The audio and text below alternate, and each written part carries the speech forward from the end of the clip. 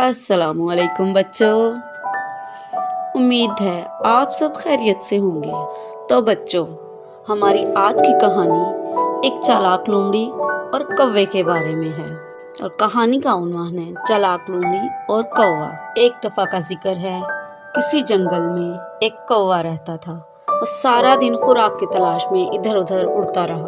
काश मुझे कुछ खाने को मिल जाए कि अचानक कौवे की नजर जमीन पर पड़े पनीर के टुकड़े पर पड़ी।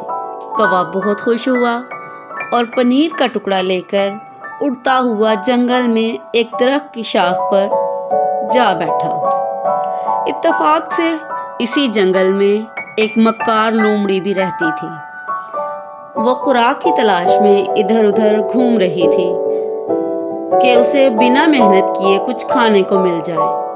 वो इसी तलाश में थी कि अचानक उसकी नज़र दरख्त पर बैठे कौवे पर पड़ी। लोमड़ी बहुत मक्कार थी।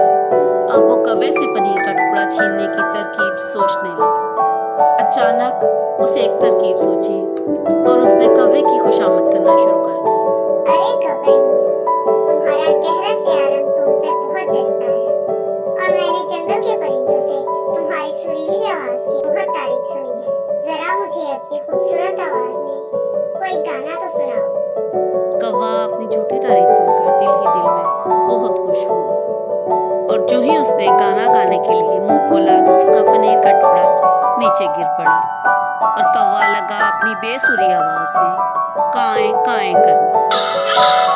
लोमड़ी ने वो टुकड़ा उठाया और चल पड़ी और कौवे ने जब नीचे देखा तो लोमड़ी जा चुकी थी और वो बेचारा सिर्फ अफसोस से हाथ मलता रह गया।